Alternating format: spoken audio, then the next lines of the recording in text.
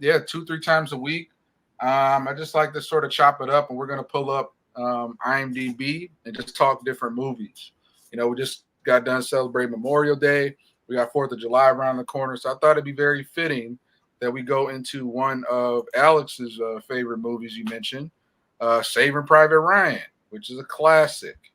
So let's go ahead and pull that up real quick and let me know.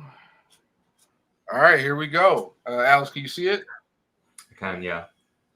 Okay. So why don't you, Alex, you kind of kick things off. We're going to just dissect this movie, go into a little bit of movie, TV fandom, nerdum, dissecting this movie with the IMDb page. So why don't you first tell us what do you love most about Saving Private Ryan, personally as a movie?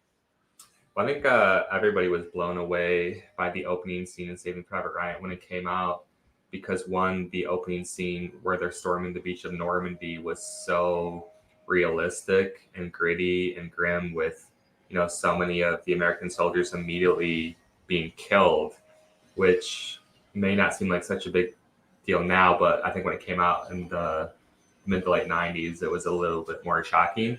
And also they played a lot with the shutter speed. And so as a result, it really gave it like a very, very gritty, it kind of unnerved you with the shutter speed and the camera and how they shot it in that opening scene. And I think you're seeing it right now with, like there was no motion blur. It was just like, it just really messed with you. So the opening scene, and then, of course, the plot itself was great. Things that kind of stand out to me was Matt Damon was cast by Spielberg, even though, he was new at the time. He had just done Good Will Hunting, and Spielberg saw that. And also Spielberg cast Vin Diesel just because he saw his short film. And I guess, Hayward, one thing, I'm going from topic to topic, so I guess I'll say one thing and then you should probably respond to it. Yeah. I mean, I'll interject whenever, but yeah, keep going. I like your. Okay.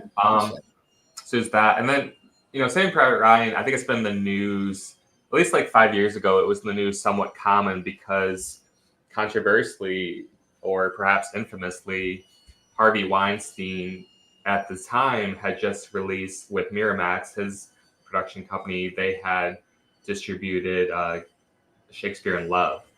And so there was an Oscar campaign where Harvey Weinstein did his infamous tactics for trying to get Oscar voters to support him, which included really kind of charming them and alleged bribes. And Spielberg on his side didn't believe in campaigning for an Oscar win because he felt the movie should speak for itself and he shouldn't have to go out there and try to manipulate people like Harvey Weinstein did and convince them. And so it was in the news quite a bit. And a lot of people to this day consider Shakespeare in Love to be one of the worst Best Picture Oscar wins because they feel Saving Private Ryan should have won in 98 or maybe it was 99 Oscars. But those are the things that stand out right away. And in the 90s, another thing about it, Tom Hanks was the biggest movie star in the world. Yeah. Right now, Leonardo DiCaprio is probably the biggest movie star in the world. But, and if you think about other decades, Humphrey Bogart in the 40s or, Jack Nicholson or Marlon Brando, Al Pacino, De Niro in the 70s, in the 80s. I'm not quite sure who it would be. But in the 90s, Tom Hanks was the biggest movie star in the world. Yeah. And he had so many hit movies that were, Oscar faves. Back. Yeah. Oh, and also a point I wanted to mention. So, and if I remember right, you said Saving Private Ryan. It won for Best Director for Spielberg, but it didn't take Best Picture, right? No. So that was kind of the big sort of snub. Yeah, it was. It's grown in controversy over the years when people kind of reflect on, the Oscar. And actually, you're right now on IMDb, we're seeing Vin Diesel. So Vin Diesel was a struggling actor in the mid-90s. He couldn't get cast, and so he couldn't get cast for the projects he wanted. So finally, what he did is he produced a short film that he acted in as well, and it got a lot of buzz on the independent film festivals. Yep, I think it was called Sling or something. Okay, yeah, I don't remember what it's called. But yeah, but Steven Spielberg actually saw it, and from that he cast Vin Diesel into one of the smaller roles, but still, significant screen time for this movie, and that really kind of catapulted his career. I think after that he did The Iron Giant, and then not long after, that's when he did the Fast and the Furious movies and Pitch Black. So Vin Diesel kind of got his big break in this movie, and then Matt Damon had previously got his big break in Good Will Hunting, but after that, working with Spielberg, it's only a huge step up, and that really kind of solidified, his career. So, and Tom Sizemore, who's also from Detroit, like Hayward and I think this was his big break as well. I think his career got derailed from some drug abuse, but this was a big coming out for him as well. And what he was talking about, Tom Sizemore? Yeah. He's from Michigan as well, Detroit. He actually passed away a couple years ago, but I remember that. So the point is, Spielberg helped get a number of guys cast, and wasn't Giovanni Ribisi was he the medic or the sniper? I think he was the medic, right? Yeah, no, I think Giovanni Ribisi. I don't remember it. He was in this movie. Well, maybe I'm thinking of someone else who. I think you're thinking of maybe Edward Burns or. That could. Well, no, Edward Burns was kind of like the hothead guy that was always at odds with Tom Sizemore's character. Yeah, Giovanni Ribisi. He was the medic. Remember the scene where? Yeah. And then the sniper, the guy who was always saying Bible scriptures before he shot them, was Barry Pepper. He's like one of those guys that maybe you don't know his name, but he was in so many movies in the 90s. Yeah, I remember Barry Pepper. Yeah, he had a nice little run, like late 90s through kind of early 2000s. I mean, he's still around, I'm sure. Yeah. Sure. So what I also wanted to do too, and once again, shout out to Tom Sizemore, rest in peace. One of my other favorite movies of his, very underrated. A lot of people haven't seen it. It was called Heart and Souls. Came out like 93, 94. Robert Downey. It was like an indie with Robert Downey Jr., Alfred Woodard, and Tom Sizemore. It's a classic. But yeah, let's get into maybe as we go through here, we can get into a little bit of fun fact trivia. Obviously, we got a lot of photos here, but I thought it'd be fun to go into maybe some trivia, and we can kind of talk and chop up about that. All right, so did you know? Should be a lot more trivia than this. Or do you got to click inside here? Yeah, I think usually you have to click. Okay. You have to click on the trivia section. Yeah, but do also kind of trivia thing, yeah. Like I know there's not just one. All right. All right. So the Omaha beach scene, once again, the infamous opening scene that pretty much, like you mentioned, the very, forward-thinking, innovative technique with the shutter speed, all that. The Omaha beach scene cost $11 million to shoot and involved up to 1,000 extras, some of whom were members of the Irish Army Reserve. Of those extras, 20 or 30 of them were amputees issued with prosthetic limbs to play soldiers who had their limbs blown off. Wow. Yeah, that's cool. That's crazy. I did not know that. Yeah, that's cool. Yeah. All right, you want to read the next one, Alex? So all of the principal actors, except for Matt Damon, underwent several days of grueling army training. Damon was spared so that the other actors would resent him and would convey that feeling in their performances. That's a really interesting tactic by Steven Spielberg. He wanted they put everybody through hard labor, but they spared Matt Damon so that they would naturally resent him when they saw him and he was not covered in scabs and scars the way they were. So that's interesting by Spielberg. Yeah, so that's I guess that'd be called method acting at his best, or really just I guess under the director's sort of Yeah.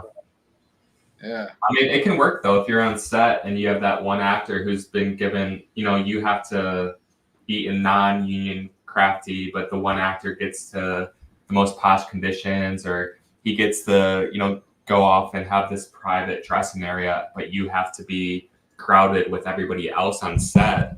There can be natural resentment. So Spielberg was trying to utilize that to help get the responses in the movie a little bit more natural. Mm-hmm. I was trying to do that comment thing. Wasn't it supposed to be bigger? Oh, you mean this one? Oh, you do it. There you go. Oh, there we go. Yeah. Okay, yeah, it looks bigger on your end, so I guess you can do that. All right, cool. Oh, do you have to? Okay, cool. All right, sweet. All right. Some more trivia. Steven Spielberg cast Matt Damon as Private Ryan because he wanted an unknown actor with an all-American look. He did not know that Damon would win the Oscar for the hit Good Will Hunting, and became an overnight star before the film was released. Yeah, that's amazing. That I did not know he cast him before Good Will Hunting had even come out. Yeah. Yeah. Because by the time Private Ryan came out, he had already kind of blown up. And I just remember that year, that was just all the rage of even though I remember being 8 or 9 years old, back then people, we sat around the TV and watched. So did not know that. All right, what's read our next trivia? The two German soldiers who were shot trying to surrender were speaking Czech. They were saying, "Please don't shoot me. I'm not German. I am Czech. I didn't kill anyone. I'm Czech." Wow. They were members of what the Germans called Ost, which is East battalions, men mostly Czech and Polish, taken prisoner in Eastern European countries, invaded by Germany, and forced into the German army. Lowe's captioning for the film on VHS and DVD bears this out, with the language being labeled as Czech. Wow. Interesting. Yeah, and that's a whole lot of that. Fortunately, a lot of different wars and conflicts, even some today where, there's people in their home country that's being invaded or conquered. They're kind of forced to go in, fight on behalf of that army. Or sometimes if it's their own country, the government just forces them to be, whether it's child soldiers or, a lot of the main military age males, they end up getting wiped out over time. So they're taking anybody. They're taking children. They're taking guys in their 30s and 40s. So it is an unfortunate part of war that I think that's a great motif or touch for Spielberg to put in. Yeah, for sure. All right. Next one we got. Many veterans of D-Day congratulated director Steven Spielberg on the film's authenticity. I want to go back and watch this movie now. I've not seen it like 10 times. I want to really go back and watch it now. All right. On the film's authenticity, as did James Doohan, who is best known for Scotty in Star Trek. Doohan lost the middle finger of his right hand and was wounded in the leg during the war. Also, he participated in the invasion of Normandy on June 6, 1944. At Juno Beach, where the 3rd Canadian Infantry Division led the attack. He commended Spielberg for not leaving out any gory details. Yeah. That's brave on Spielberg's part, because you think there'd be pressure with the studio or whatnot, like, hey, this may be too graphic. This may be triggering to the veterans that see it. It may take them back to that day. So that would be kind of going on in my head, because I didn't serve. I have no idea what it was like on the front line. So I feel like maybe initially, I don't know whether Steve Spielberg got any pushback from the studio, but he took a chance and was like, I'm going to show this gory. It might offend, it might upset people, it might even upset the veterans, but it turns out they commended him for doing that, to showing how it really was. I think there's something really special about that. I think that's one of the great things about movies. Like, you can read a book about what the Titanic was like and imagine it, but once you see a movie that really takes you on the Titanic, right, that's where movies like shine the best and like really kind of being educational. And this one takes you to Normandy in World War II. Schindler's List takes you to Auschwitz, concentration camps. So I think Schindler's List was Auschwitz. But yeah, I mean, it's just that's one of the great things about movies is that it really kind of shows you what the Victorian era was like, or what the 1920s were like. Mm-hmm. Love it. All right, so we're hitting 3 o'clock soon, so we're probably gonna wrap it up a bit. Yeah. But I wanted to, I guess, share this last interesting tidbit. Ted Danson, those guys know Ted Danson, best known from Cheers, Damages, so many TV shows. He's kind of like, I don't know. To me, he's almost like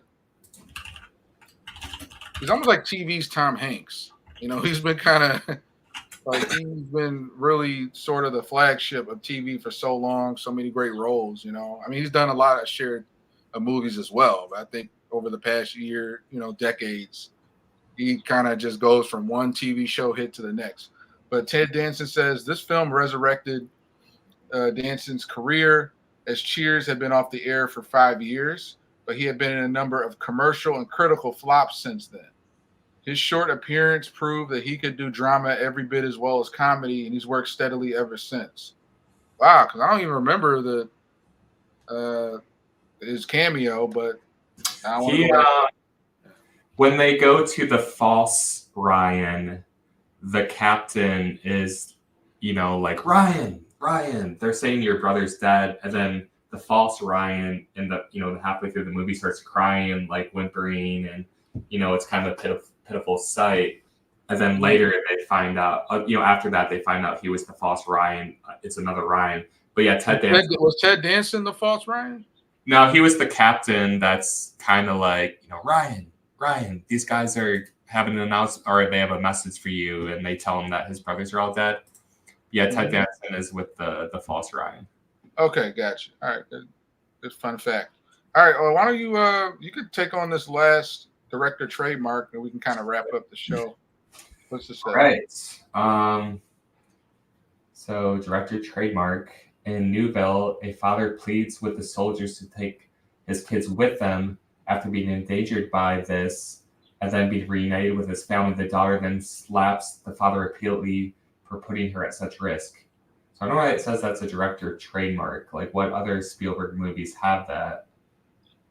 Oh, yeah, good point. I remember the scene of Saving Private Ryan when you remember, like the parent, like the father tries to give him his daughter, and they temporarily take the little daughter, the girl with him, and then when Vin Diesel ends up getting shot and killed, trying to be like, I remember he grabbed her out the house, like the side of the blown out house. It was like Tom Hanks, like, what are you doing? No, because the parents were begging them to take him. Tom Hanks like, what are you doing? Vin Diesel like, she reminds me of my niece. Yeah. And he's just thinking, unfortunately, it's like he's thinking all heart and no head. His heart was in the right place, but it was no time to be like taking children. And then Tom Hanks, he walks over Vin Diesel's body, like part disappointment, part shame, part just grief. And he's like, this is why we don't take children. Yeah. And when he said that line, that summed it all up. Like, man. Yeah. Young, dumb, heart was in the right place. But, so that scene, Vin Diesel's death scene in that was a highlight for sure. Yeah. For sure. All right. Cool. So I guess I just want to scroll through a few more of these as we wrap up. But yeah, Alex, any other takeaways from Saving Private Ryan? Classic war film. Some would say perhaps the best war. I mean, there's a lot of them I haven't seen. It's definitely a top 5. But where would you rank? I guess, Alex, where would you rank Private Ryan if it had to be top 5? And what other ones would you put in there if you had choice? Well, I do like Patton a lot. 70s movie. Yeah. The Pianist. I mean, like, I don't know about war movies. You have, I mean, like, there's war in them, but like some of the Holocaust movies, like Schindler's List and The Pianist are really good. Trying to think some other great war movies. Let me top war movies. So, I think some younger people might say Dunkirk, All Quiet on the Western Front in 1917, which are all good movies. And shout out to the recent remake you put me on, the Netflix one, Which one? That was fire.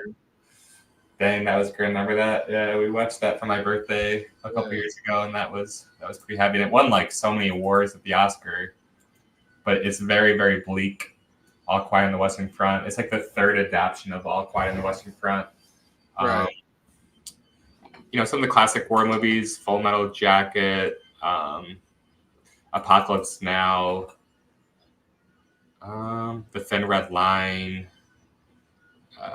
So many great character actors here. Just even like random people like Leland Orser, and I remember him from Alien Resurrection, ER. So many great cameos. Yeah, this movie. A lot of great character actors. Like we mentioned, Ted Danson. I think also Paul Giamatti had a scene as well. Yeah. So no pressure. You don't have to like give me your exact order, but definitely. I think it's definitely up there. Yeah, I mean, Black Hawk Down, number one. Black Hawk Down, Platoon. Yeah. Glory. I'd say Glory might be my personal favorite. I love Glory. Glory. With, Denzel Washington and Morgan. Yeah, that's up there. The only thing about that movie is that I think objectively, Saving Private Ryan's a better movie, but I really like Glory. I love like the music. Denzel and Morgan are both amazing. Carrie Ellis and who's the guy who played Matthew Broderick are less so. They're Carrie Ellis is good. Matthew Broderick is probably miscast as I agree. You took the words right out of my mouth. I was about to go there like Carrie Ellis was Ills or whatever. Yeah, he definitely sold me on that role. But I still think to this day, as much as I'm a fan of Matthew Broderick, everything from Ferris Bueller, The Cable Guy, Godzilla, something with him in Glory, it just wasn't a fit for me. I just couldn't. It's not strong. Yeah. But again, like Denzel is so amazing in that movie, and Morgan too. Yeah, all the more to him. Yeah. Awesome. So I think we could probably wrap it up. But Saving Private Ryan, definitely a great classic to rewatch. If you're obviously, there's a lot of war films out there. It's not for everybody, obviously, but if you want authenticity, if you want just to really see what still to this day, probably heralded as at least top 5 best war films, Saving Private Ryan is it. So thank you, everybody. We're going to be continuing this IMDb Filmmaker Commentary. Alex, you could drop that title comment one more time for us. There you go. Cool. All right. So we're about to wrap up here. And Alex, any parting thoughts? No, it definitely makes me want to watch Saving Private Ryan again because, like you, I haven't seen it in years. When it came out, I think most of us saw it so many times because, again, it's such a great war movie. But it's been a long time since I watched it myself. Yeah, for sure. All right, cool. So we'll be back. I'm probably gonna maybe start doing this stream since we kind of have worked out the logistics. I might start doing this every Tuesday, Thursday, Saturday. So at least 2-3 times a week. I'll drop in and just talk about a movie. Of course, Alex, you're always welcome to pop in. All right, guys, we'll see you next time. This is episode 1, Saving Private Ryan edition of IMDb Filmmaker Commentary. Now, let's see if I can, just for fun, we're still streaming, but I think there's like a outro that we can use. Probably in banners, brand again. Yeah, it's under brand. Hold on. See if I can find it. When you're done with this, you can probably go in the studio on YouTube and edit out some of the fluff. Like, remember we had 10 minutes there where we were going in and out.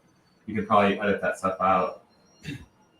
Okay. Yeah, we could probably maybe. I'll go back and do that, and I'll just have to troubleshoot with it. Okay, I don't see an outro option, so let's just leave well enough alone. All right, everybody. See you later. We're out.